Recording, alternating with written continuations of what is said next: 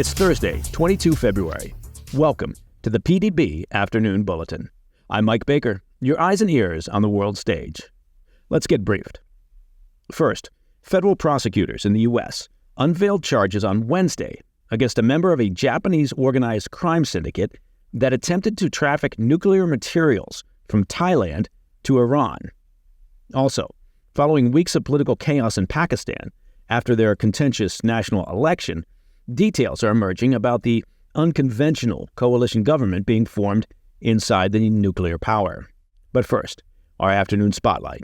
We begin today with a story straight out of a Bond film, or maybe an Austin Powers film, involving a Japanese organized crime syndicate and attempts to traffic large quantities of nuclear materials to help Iran build a nuclear weapon. The gangster in question is Takeshi Ebisawa, a leader of Japan's Yakuza crime group, who was ultimately snagged in a sting operation by U.S. Drug Enforcement Administration agents. He reportedly tried to sell the nuclear materials to an undercover DEA agent, posing as an arms dealer with high-level contacts in Iran's Islamic Revolutionary Guard Corps. That's according to a report by NBC News. The indictment, unsealed in New York on Wednesday, said Ebisawa contacted the undercover DEA agent in September 2020, during the pandemic, with a letter in the name of a mining company, which offered 50 metric tons of uranium and thorium for a cool $6.85 million. In a subsequent meeting in Thailand, the Yakuza leader showed samples of the materials to the DEA agent. The U.S. Attorney's Office in Manhattan said Wednesday, quote, "With the assistance of Thai authorities, the nuclear samples were seized and subsequently transferred to the custody of U.S. law enforcement." Now, following the seizure of the materials, a U.S. nuclear forensic laboratory confirmed that the samples contained uranium and weapons-grade plutonium. The Yakuza leader's interests didn't stop at nuclear materials, however. He was multitasking. He also reportedly attempted to negotiate the sale of surface-to-air missiles, M60 machine guns, AK-47s, and armor-piercing ammunition. Officials say his criminal network extends through Asia, Europe, and the United States. U.S. Attorney Damian Williams said that it was, quote, "impossible to overstate the seriousness of the conduct alleged in today's indictment." Now, Ebisawa was previously charged in April 2022, along with a Thai national, with engaging in international narcotics trafficking and illegal arms sales. The latest charges came as a superseding indictment, and the pair, who are in U.S. custody, are scheduled to be arraigned on Thursday.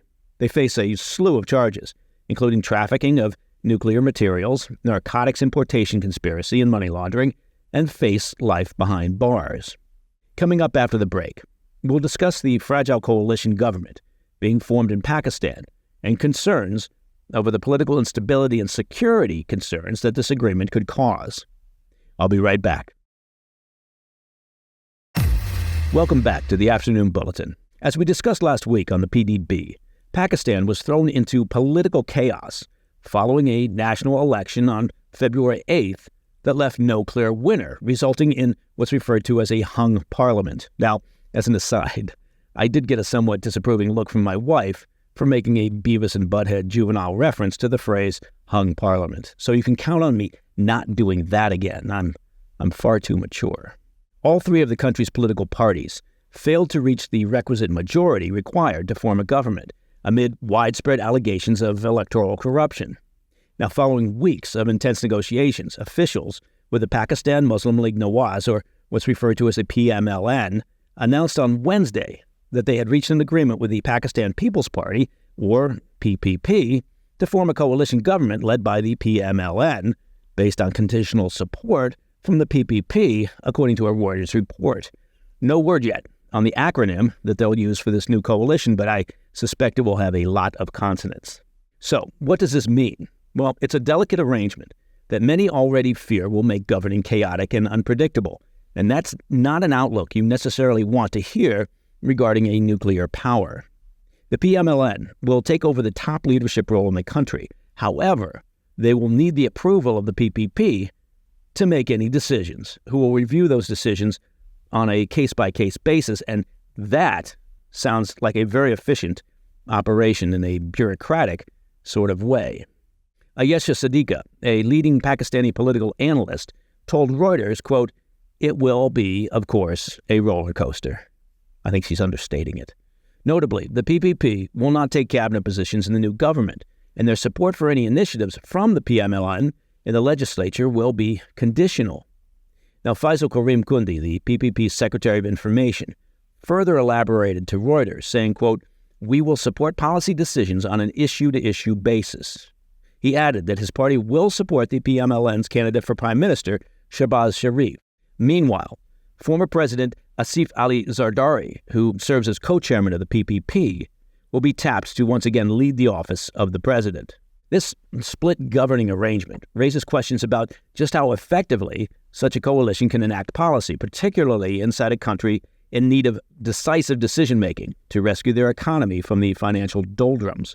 The coalition must also contend with a strong opposition bloc made up of the supporters of imprisoned former Prime Minister Imran Khan. You can see that this is becoming more and more complex.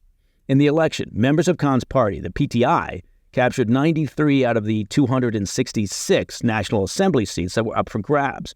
That's the largest share of any of Pakistan's political parties. Members of the PTI were forced to run as independents, however, and they were barred from holding campaign rallies. Now, despite securing the most seats, it was still not enough to form a government.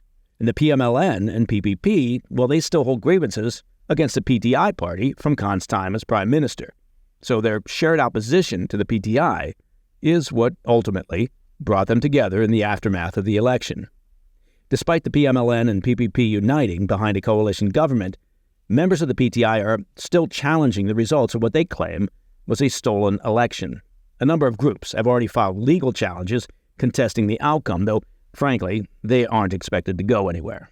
While the fragile truce addresses the leadership crisis facing Pakistan since February 8th, observers are concerned, obviously, about what it means for long-term stability for this important player on the global stage. And did I mention that they are a nuclear power? And that, my friends, is the PDB Afternoon Bulletin for Thursday, 22 February. If you have any questions or comments, please reach out to me at pdb@thefirsttv.com. I'm Mike Baker. I'll be back tomorrow. Until then, stay informed, stay safe, stay cool.